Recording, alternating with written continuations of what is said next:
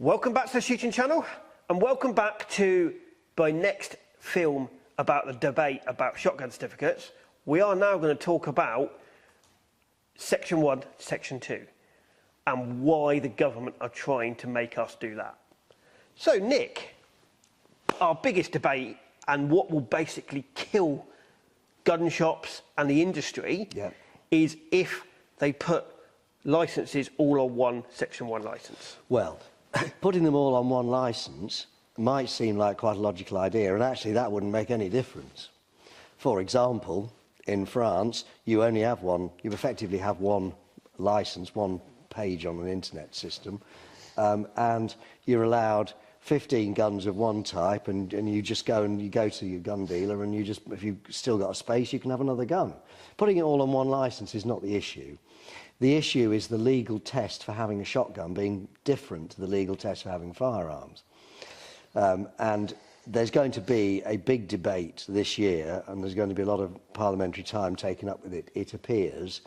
The government are going to have a consultation, and when that consultation comes out, we're going to have to react to it. At the moment, there's a lot of talk about this. So when you react to it, when this film comes out, share this film to every single person you can possibly think of. Let's get thousands of comments, because that is what he means by reacting to it. Yeah. And the first important point to make is that it is an absolute fact that the suitability requirement is the same whether you want a shotgun certificate or you want a firearm certificate.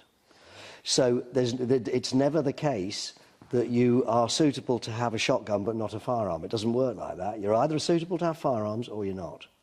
And by firearms, for this purpose, I mean both. Okay? So the problem is going to be, and this is why the gun trade are particularly concerned about this, is with a shotgun certificate at the moment, you can possess an unlimited number of shotguns as long as you have suitable storage. So if I go into your shop at the Oxford Gun Company, David, and I see a shotgun I like, and I've got my shotgun certificate with me, I'll say, I'll have that, and you've got a sale. If I wanted to buy a firearm, I've got to apply for a variation for my shotgun certificate, even for my firearm certificate, even if I've already got a firearm certificate. If I want to change an existing gun in an existing calibre for another one, I have to get a variation. A one-for-one variation can take 6 months with some police forces. Well, you've lost the sale. You have just lost the sale. And if you look at it from a gun shop point of view, they've lost their business. Yes. And this is where we need to get the shooting schools and the gun clubs to really buy into this and support the Gun Trade Association and Nick on what he's doing. Because the gun clubs and the shooting schools have got more than one thing in their business to keep them going. Whereas a gun shop hasn't. So this is where we really need to work together on this and push everything out there to stop this happening. Yeah, and I have got to make this point, because I think this is sometimes overlooked.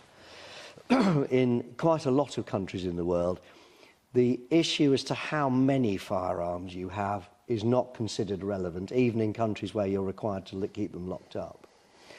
The only issue is whether you're suitable. And that, as I've said, is already applicable whether you're a shotgun or a firearm certificate holder. Yep.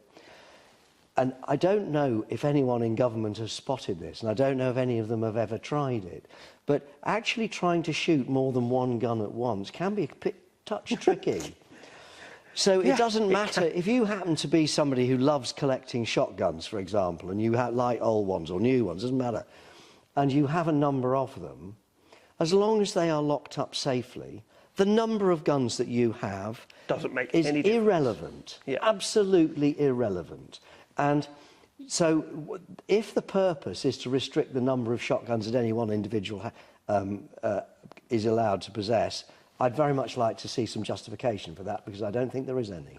And this will kill some of the manufacturers, likes of Browning last year. They had their 100th anniversary year, and they brought out limited edition runs of all of their guns.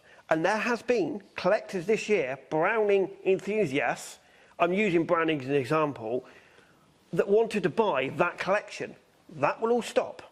And it doesn't matter whether it's Browning enthusiasts, Beretta enthusiasts, Yieldits enthusiasts, ATA enthusiasts, Blaser enthusiasts, it will stop. So this is where we really have to put our media heads on and push these things out there to the government to stop this.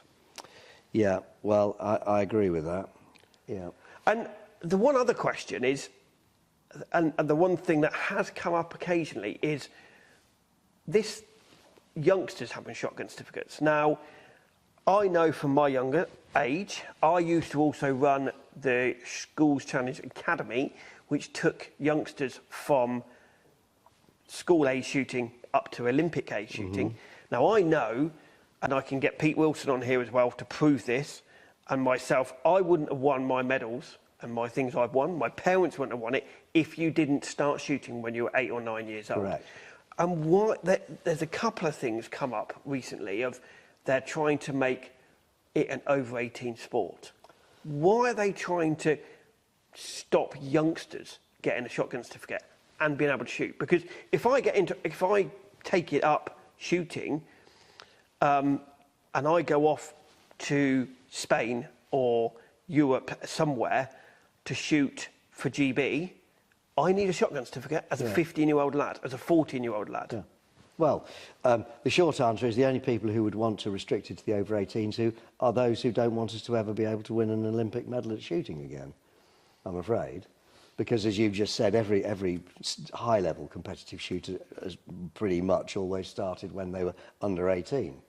Yeah. And yes, it's at the moment there's no age limit on having a shotgun certificate. Now that will surprise quite a few. I will say that because a lot of the FEOs say that you cannot have a shotgun certificate until you're 14 plus. No, there's no age limit. There is an age limit of.